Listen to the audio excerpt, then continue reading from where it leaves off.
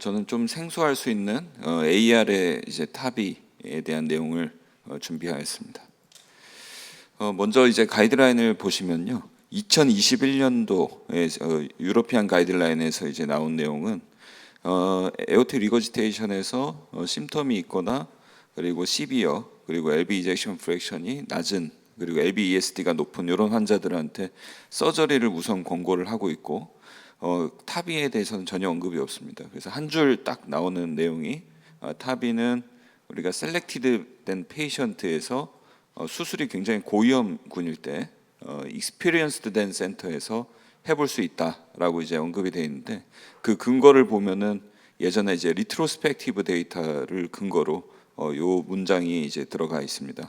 그래서 현재까지는 이제 퓨어 시비어 AR에서 기존에 이제 AS를 위한 이런 디바이스를 쓰는 것은 이제 오프라벨로 되어 있습니다. 그래서 예전에 이제 그 타비 디바이스를 가지고 AR로 어떤 이제 데이터가 있었는지 한번 살펴보면요, 이 그 데이터는 인터내셔널 레지스트리 데이터가 되겠습니다. 그래서 네이티브 퓨어 AR이 이제 78명, 그리고 서지컬 밸브 페일리어로 인한 AR이 68명 이렇게 인노를 해서 리트로스펙티브하게 분석을 했던 이런 연구가 되겠고, 우리가 이제 네이티브 에어티 밸브 리거지테이션에서 올드 제너레이션 타비 디바이스가 디바이스 석세스가 54%, 뉴 제너레이션 디바이스는 85%, 그리고 서지컬 밸브 페일리어에서는 올드 제너레이션이 69%, 뉴 제너레이션이 77%, 이렇게 비교적 굉장히 낮은 석세스 레이트를 보이고 있고, 클리니컬 에피커시는 이제 퓨어 AR에서 기존에 이제 서지컬 밸브 있는 것에 비해서 훨씬 더 적은 것으로 되어 있습니다. 그리고 이제 환자의 이런 심텀 개선이 어느 정도 되는지 각각 보시면은 네이티브 AR에서는 여전히 시술 이후에도 거의 30% 가까이가 NIH 클래스 3, 4에 해당하는 이런 결과를 볼 수 있고, 그리고 서지컬 밸브 페일리어에서는 그래도 조금 더 나은 성적을 볼 수가 있습니다. 그래서 요 이유가 왜 그러냐 보니까 이제 대부분의 이제 디바이스들이 시비어 AS를 타겟으로 했던 이런 디바이스이기 때문에 엠볼리제이션이나 마이그레이션 될 리스크가 있다고 이렇게 보고를 하고 있습니다. 이 데이터는 이제 타비 디바이스의 얼리 제너레이션과 뉴 제너레이션 디바이스를 또 역시 마찬가지로 멀티 센터 레지스트리 리트로스펙티브하게 분석했던 이런 연구가 되겠고요. 여기에서는 이제 얼리 제너레이션 디바이스 119명, 뉴어 제너레이션 212명 환자를 이제 분석을 했는데, 확실히 이제 뉴어 제너레이션 디바이스에서는 페일리어죠. absence of device success가 18.9%로 이전보다는 좀 개선은 되긴 했지만 여전히 석세스 레이트가 그렇게 높지 않은 것을 확인할 수 있습니다. 디바이스별로 이렇게 살펴보시면은 셀프 익스펜딩 밸브에 비해서 아무래도 이제 그 벌룬 익스펜딩 밸브가 라디얼 폴스를 좀 세게 가져갈 수 있기 때문에 이런 엠볼리제이션 이벤트가 좀 적었고, 세컨 밸브 임플란테이션 비율도 더 적었다는 것을 보고하고 있습니다. 그리고 이제 또 요 레지스트리도 마찬가지로 리트로스펙티브하게 봤던 이런 연구가 되겠고요. 201명 환자를 셀프 익스펜딩, 벌룬 익스펜딩 이렇게 어떻게 치료를 했는지 분석을 했던 연구가 되겠습니다. 마찬가지로 오버롤하게 타비 밸브의 이제 엠볼리제이션 또는 마이그레이션 오버롤하게 12.4% 관찰이 되었고, 이 연구에서는 셀프 익스펜딩이냐 벌룬 익스펜딩이냐 큰 차이는 없었습니다. 그리고 세컨 밸브 니드가 필요했던 이런 경우가 이제 10%, 그리고 레지듀얼의 모더레이트 이상의 AR이 관찰되는 게 거의 10% 가까이 됐었고, 양군의 차이는 없었습니다. 그러면 가장 이제 엠볼리제이션에 영향을 많이 끼쳤던 게 어떤 프랙티스냐? 포스트 딜을 할 때 대부분 이제 엠볼리제이션, 마이그레이션이 되는 것을 확인할 수가 있었습니다. 그래서 이 연구에서는 어떤 방법으로 레스큐를 했냐? 세컨 밸브를 넣거나 이제 스네어를 통해서 이제 뺀 다음에 넣거나, 그리고 포스트 벌룬을 했거나 뭐 서저리를 했거나 이런 방법으로 레스큐를 해서 기존의 이제 타비 밸브로는 AR을 치료하는 게 만만치 않겠구나라는 생각을 할 수가 있겠습니다.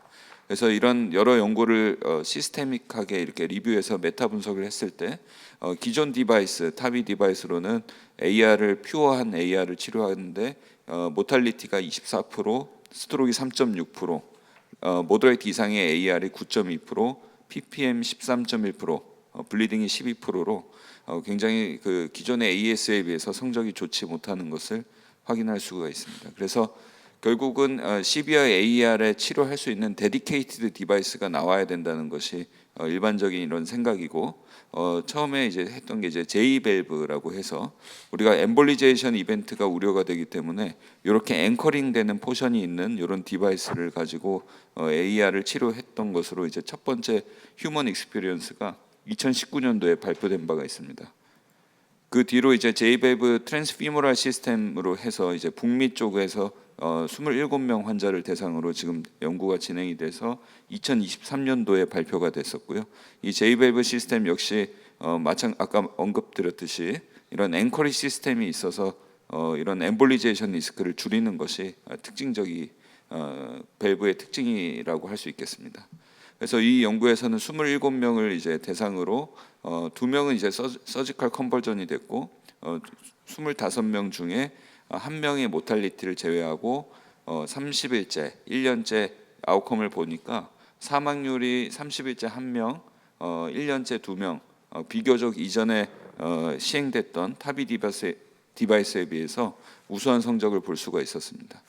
그래서 이거는 이제 그 중국에서 했던 이런 프로시저를 제가 이제 논문에서 따왔는데, 이런 식으로 앵커링되는 포션이 있고 이렇게 시스를 벗기면은 저절로 이렇게 펼쳐지는 이런 셀프 익스펜딩 시스템이고요.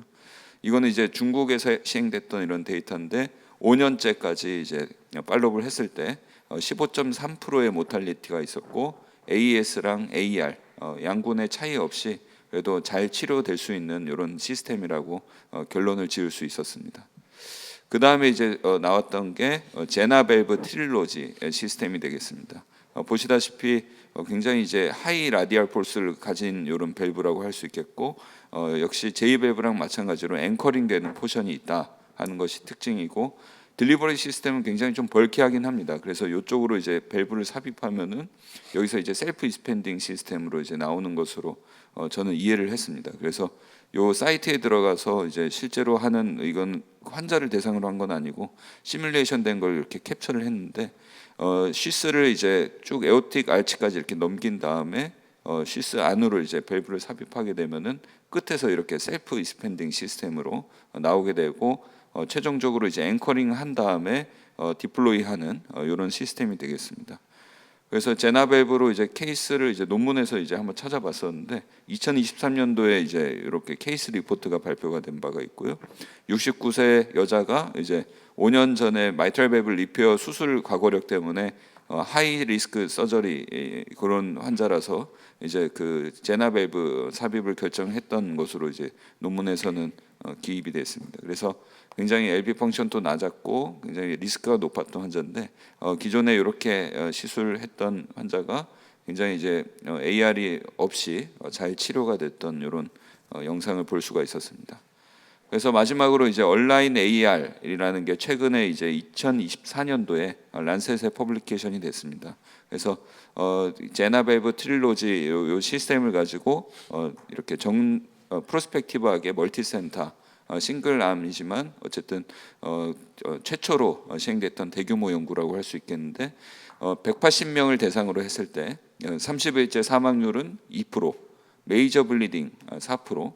저는 사실 이게 디바이스가 굉장히 벌키해서 다이섹션이 많이 생기지 않을까라는 생각을 했었는데, 이 연구에 따르면 1명이 생겼고 페이스메이커 인설션이 상대적으로 비율이 높았습니다. 24%로 보고를 하고 있습니다.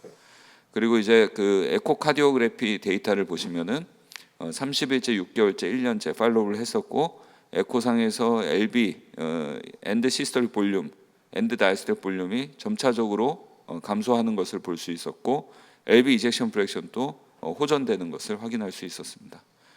펑셔널 아웃컴도 30일째부터 이제 환자의 증상 개선이 볼 수가 있었고, KCCQ 스코어, 6미닛 워크 테스트 모두 이제 증상이 개선되는 것을 확인할 수가 있었습니다. 그래서 이 온라인 AR 스터디가 임상적으로 어떤 의미를 갖고 있냐? 기존의 시비어 AS를 목표로 이제 치료했던 디바이스들은 이런 AR에는 굉장히 이제 치료가 어려운 현실에서 온라인 AR 스터디를 통해서 이런 제나밸브 트릴로지라는 이런 시스템을 가지고 이런 앵커 할 수 있고 이런 AR을 데디케이트된 이런 디바이스를 만들면서 환자한테 큰 도움을 줄 수 있지 않을까 생각이 됩니다. 그래서 결론을 말씀드리면은 현재 이제 그 타비 디바이스 쓰고 있는 이제 커런트 제너레이션 타비 디바이스는 시비어 AS에서는 굉장히 우수한 성적을 볼 수 있지만 퓨어 AR은 비교적 석세스 레이트이 낮고 그 이유는 이제 보통은 밸브 엠볼리제이션이 가장 큰 이유가 되겠고요. 그리고 애뉴럴 카시피케이션도 없고 뭐 하기 때문에 현재 타비 디바이스를 쓰는 거는 오프라벨이 되겠습니다. 그래서 데디케이트된 시스템을 이제 개발하는 게 가장 큰 목표가 되겠고 그 밸브로 J-밸브, 제나-밸브 트릴로지와 같은 것들이 이제 개발이 돼서 최근에는 이제 임상 연구에서도 훌륭한 성적을 보여줄 수 있었다 하고 말씀드리면서 발표를 마치도록 하겠습니다. 감사합니다.